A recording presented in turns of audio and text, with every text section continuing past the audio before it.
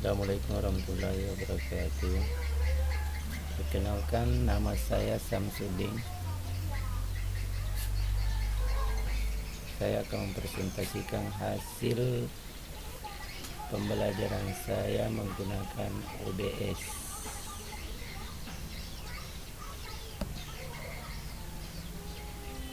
Selamat datang di pembelajaran OBS untuk Negeri Kokoda Utara.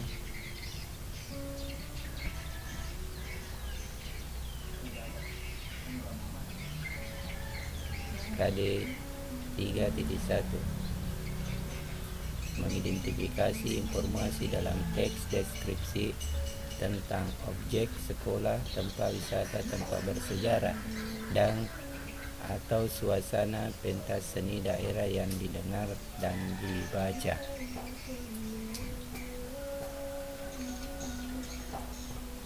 KI-nya itu KI 3 tentang pengetahuan, memahami pengetahuan faktual, konseptual, dan prosedural berdasarkan rasa ingin tahunya tentang ilmu pengetahuan, teknologi, seni, budaya terkait fenomena dan kejadian tampak mata.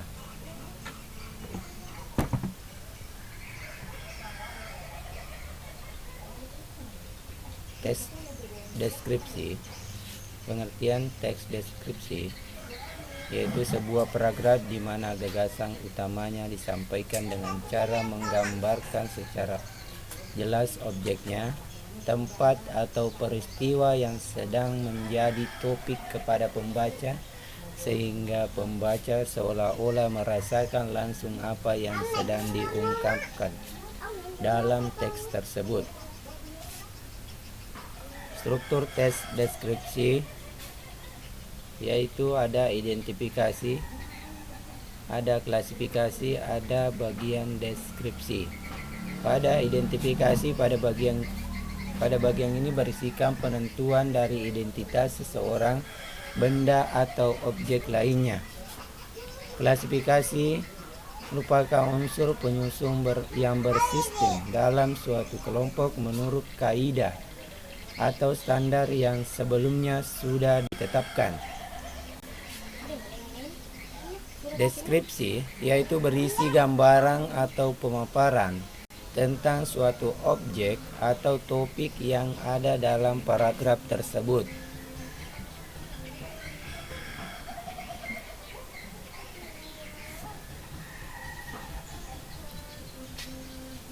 Ciri-ciri teks deskripsi.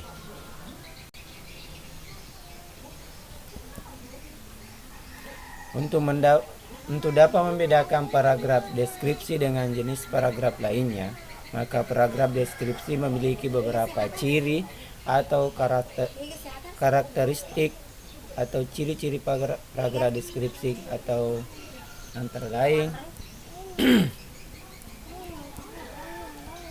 pada umumnya bersifat non-ilmiah atau fiksi, menggambarkan atau melukiskan objek tertentu berupa pemberian objek tertentu. Objek yang dideskripsikan bersifat faktual. Sifat-sifat objek yang dideskripsikan jelas, bertujuan memberikan pengalaman pada pembaca, memberikan sugesti pada pembaca sehingga pembaca memiliki kesan atau interpretasi tertentu.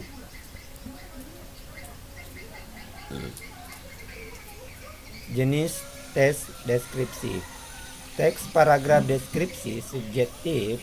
Suatu paragraf deskripsi yang penggambaran objeknya menurut kesan yang dimiliki oleh penulis teks. Teks paragraf spasial. Teks ini objek yang digambarkan hanya berupa tempat, benda, ruang, dan lainnya. Teks paragraf objektif.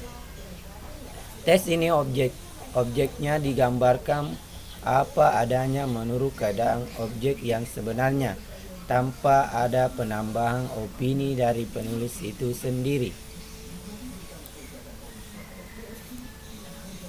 Tujuan teks deskripsi. Adapun tujuannya yaitu sangat jelas agar orang yang membaca teks ini seolah-olah sedang merasakan langsung apa yang sedang dijelaskan dalam teks tersebut. Pola pengembangan isi pada teks deskripsi. Pola spasial tempat tadi sudah dijelaskan, yaitu pengembangan paragraf yang didasarkan atas ruang dan waktu. Dengan teratur penulis menggambarkan suatu ruangan dari kiri ke kanan, dari timur ke barat, dari bawah ke atas, dari depan ke belakang, dan sebagainya. Uraian yang dimaksud ini, keadaan rumah sakit dapat ditemukan dengan landasan urutan geografis, misalnya susunan ruang dari barat ke timur atau dari utara ke selatan. Deskripsi mengenai susunan kamar, keadaan sekitar rumah sakit dapat kamu gambarkan mulai dari siang, sore, hingga malam hari. Ini ada contohnya ya. Kita lanjut saja ke poin kedua. Pola deskripsi sudut pandang peristiwa atau subjektif.